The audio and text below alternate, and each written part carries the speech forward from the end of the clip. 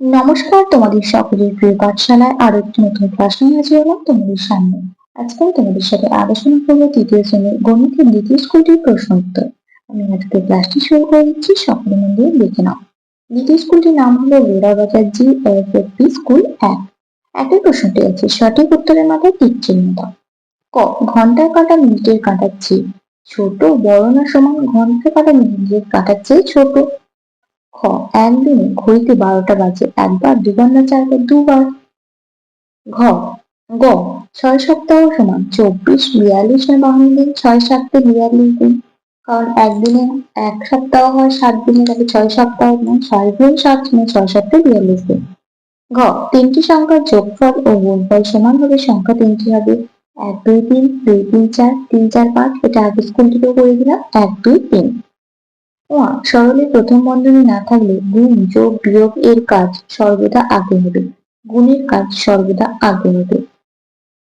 এই প্রশ্নটি হচ্ছে, শূন্যস্থান পূরণ করো। ক, 12টা বাজতে 20 মিনিট বাকি মানে 11টা বেজে ড্যাশ মিনিট। 12টা বাজতে 20 মিনিট বাকি মানে 11টা বেজে 40 মিনিট। খ, এক অধিবর্ষ। অধিবর্ষ মানে আমাদের কোনো লিপ ইয়ার। এক অধিবর্ষ সমান লিপ ইয়ার সমান 366 দিন হয়। গয়ের প্রশ্নটি বলেছি 2014 সালের 1 ডিসেম্বর রবিবার হলে 2025 সালের 1 ডিসেম্বর কি বার হবে? দেখো, এইভাবে আমরা বের করবো 2014 সালের 1 ডিসেম্বর রবিবার, তাহলে 2014 থেকে 2025 সাল হচ্ছে 11 বছর। এই 11 বছরের মধ্যে অধিবর্ষ মানে লিপ ইয়ার সালগুলো কোনগুলো? 2016, 2020 আর 2024। এই তিনটি সাল হচ্ছে অধিবর্ষ মানে লিপ ইয়ার। এই লিপ ইয়ার সাল হয় 4 বছর অন্তর অন্তর। তোমরা এই সালগুলোকে যদি 4 দিয়ে ভাগ করো তাহলে কিন্তু মিলে যাবে। তাই এই সালগুলি হলো লিপ ইয়ার মানে অধিবর্ষ সাল। তাহলে দেখো বারের পরিবর্তন কীভাবে, 11 বছর, 11-র সাথে যদি 3 যোগ করি তাহলে 14 দিন হয়ে যাচ্ছে। এবার আমরা কি জানি 7 দিনে হয় 1 সপ্তাহ। 14কে আমরা 7 দিয়ে ভাগ করলে পাচ্ছি 2 সপ্তাহ। তাই বারের কোনো পরিবর্তন হচ্ছে না, সুতরাং 2025 সালে 1 ডিসেম্বরও রবিবার হবে। এইভাবে কিন্তু কোনো বারের পরিবর্তন হচ্ছে না, 2025 সালে 1 ডিসেম্বরও হয়ে যাবে রবিবার।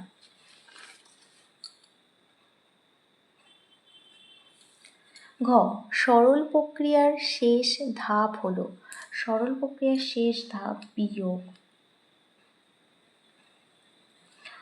5টি সংখ্যার গড় 5 হলে সংখ্যাগুলির সমষ্টি হবে 5 5 25। এই প্রশ্নটি আছে, সঠিক উত্তরের পাশে সত্য ও ভুল উত্তরের পাশে মিথ্যা কথাটি লেখো। ক, 6টা বেজে 45 মিনিট সময়কে 6:45 বলে? সত্য। খ, ফেব্রুয়ারি মাস ছাড়া বছরের আর সব মাসের দিন সংখ্যা একই থাকে? সত্য। গ, গড় পেতে হলে সবাইকে সমান করে ভাগ করে দিতে হয়? সত্য। ঘ, একদিনে হয় 12 ঘন্টা? মিথ্যা। 2012 সালের ফেব্রুয়ারি মাস বুধবার দিয়ে শুরু, তাই 2012 সালের মার্চ মাসও বুধবার দিয়ে শুরু হবে? মিথ্যা।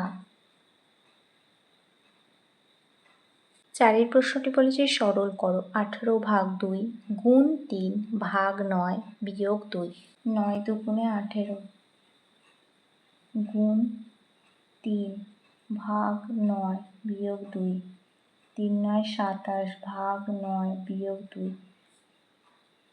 3 9 27, 3 বিয়োগ 2 সমান 1। 5 প্রশ্নটি বলেছে 7 ঘন্টা 3 ঘন্টা 25 মিনিট 20 সেকেন্ড দিয়ে বিয়োগ করতে হবে। এটা খাতায় করে দেখাচ্ছি, দেখে নাও।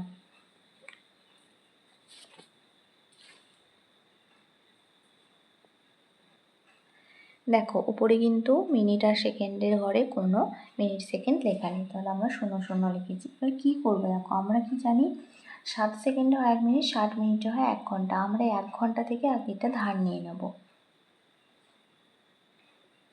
এবার মিনিট থেকে সেকেন্ড ধার নিয়ে নেব। কত হবে? 40 সেকেন্ড। মিনিটটা বিয়োগ করবো, তাহলে 6 7 8 9, 2 থেকে 5 বিয়োগ করলে 3, 34 মিনিট, 3 থেকে 6 বিয়োগ করলে 3, তাহলে কত হচ্ছে 3 ঘন্টা 34 মিনিট 40 সেকেন্ড। 6 প্রশ্নটি বলেছে বাম দিকের সঙ্গে ডান দিক মেলাও। 2 দিন 48 ঘন্টা, পাশে কক্ষ লিখে দিচ্ছি তোমাদের সুবিধার্থে।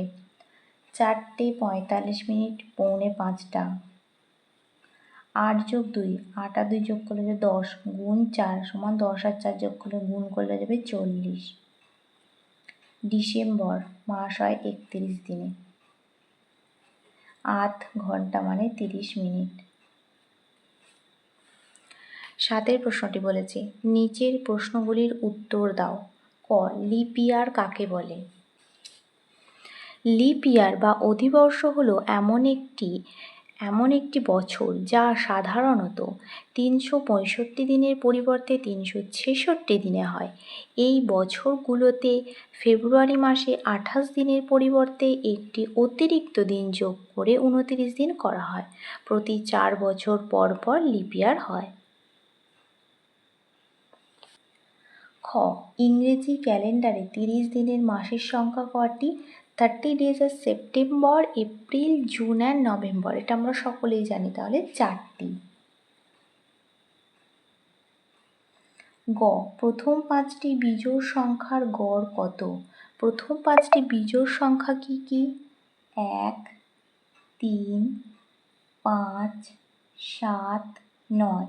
9, 10, 11, 12, 13, 14, 15, 16, 17, 18, 19, 20, 21, 22, 23, 24, 25। তাহলে গড় চেয়েছে, তাহলে 25/5 সমান 5। তাহলে প্রথম 5টি বিজোড় সংখ্যার গড় 5। ঘ, একদিনে মিনিটের কাঁটা কতবার সম্পূর্ণ করে? 24 বার। উয়া, সরলে বন্ধনী না থাকলে একাধিক ভাগের ক্ষেত্রে কোন দিক থেকে পরপর ভাগ করতে হবে? বাম দিক থেকে। পরবর্তী পৃষ্ঠায় কি কি প্রশ্ন দেওয়া আছে দেখে নেওয়া যাক। 8 প্রশ্নটি বলেছে নিচের সমস্যাগুলির সমাধান করো। ক, তোমার শরীর খারাপ শুনে তোমার মামা তোমাকে দেখতে এসেছিলেন।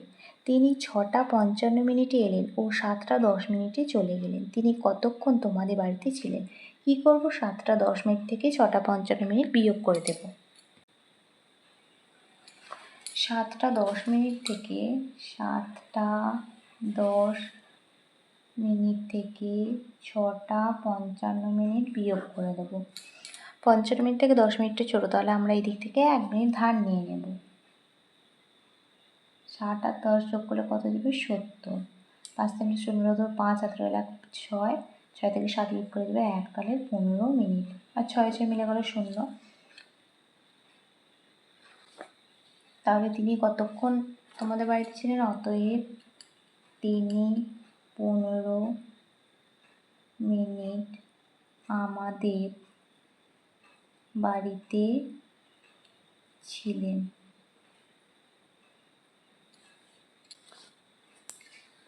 ক্ষয়ের প্রশ্নটি বলেছে বিমলের বাবা অফিসের কাজে আসামে ছিলেন 3 মাস 13 দিন এবং দিল্লিতে ছিলেন 2 মাস 14 দিন। কোথায় কতদিন বেশি ছিলেন? কি করব? বিয়োগ করব। আসামে ছিলেন 3 মাস 14 দিন, 3 মাস 13 দিন, আর দিল্লিতে ছিলেন 2 মাস 14 দিন। দিল্লিতে ছিলেন 2 মাস 14 দিন, একটু বিয়োগ করব। 14 মাস থেকে 13 মাসটা ছোটো, আমরা এদিক থেকে 1 মাস ধার নিয়ে নেব। তাহলে 1 মাস মানে 30 দিন, 30 দিয়ে যোগ করে দেবো, তাহলে কত হচ্ছে? 3 তাহলে বিয়োগ করতে হবে। 5 6 7 8 9 10 11 12 13, 9 হাতে রইলে 1, 1 হাতে 2, 2 থেকে 4 বিয়োগ করলে দেবে 2, 29 দিন। তাহলে কোথায় কতদিন বেশি ছিলেন? অতএব আসামে 29 দিন বেশি ছিলেন।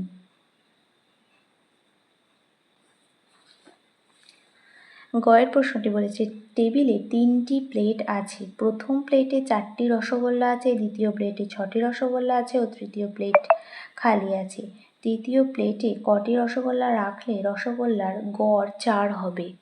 দেখো এইভাবে করবে, প্রথম প্লেটে 4টি, দ্বিতীয় প্লেটে 6টি, তৃতীয় প্লেটটা খালি ছিল, তাহলে গড় 4 হতে হবে বলেছে। দেখো রসগোল্লার গড় 4 হবে, তাহলে রসগোল্লার গড় 4 হতে হলে মোট রসগোল্লা রাখবে 3টে প্লেটে গড় 4, তাহলে মোট কটা প্লেট আছে 3টে প্লেটে, তাহলে 3 গুণ 4 সমান 12টি। আর আগে ছিল প্রথম প্লেটে 4টি, দ্বিতীয় প্লেটে 6টি সমান 10টি, তাহলে তৃতীয় প্লেটে রাখতে হবে 12 বিয়োগ 10 সমান 2টি, তাহলে তৃতীয় প্লেটে কটি রসগোল্লা রাখবে 2টি। ঘরের প্রশ্নটি বলেছে এক ব্যক্তি তার মোট আয়ের 0.23 সংসার খরচ, 0.17 শিক্ষার জন্য খরচ ও 0.12 চিকিৎসার জন্য খরচ করেন ও অবশিষ্ট টাকা সঞ্চয় করেন। তিনি মাসিক কত অংশ টাকা খরচ করেন? দেখো প্রথমেই 3টে তাহলে আমরা যোগ করে নিতে হবে। সংসার খরচ 0.23, শিক্ষার জন্য খরচ 0.17, চিকিৎসার জন্য 0.12। 7 আর 3 10 আর 2 12, 2 হাতে রইল 1, 2 আগে 3 আগে 4 আগে 5, তাহলে 0.12। তিনি মাসিক কত অংশ টাকা খরচ করেন? তিনি মাসিক 0.52 টাকা খরচ করেন। তাহলে স্টুডেন্টস, আজকের ক্লাসটি আমি এখানেই শেষ করছি। খুব তাড়াতাড়ি আরেকটি নতুন ক্লাস নিয়ে হাজির হবো তোমাদের সামনে। যদি তোমাদের আজকের ক্লাসটি ভালো লেগে থাকে তাহলে অবশ্যই লাইক, কমেন্ট, সাবস্ক্রাইব এবং বন্ধুদের সাথে শেয়ার করতে একদমই ভুলবে না। সকলে সুস্থ থাকবে, স্বাভাবিক থাকবে, সকলকে অসংখ্য ধন্যবাদ জানাই।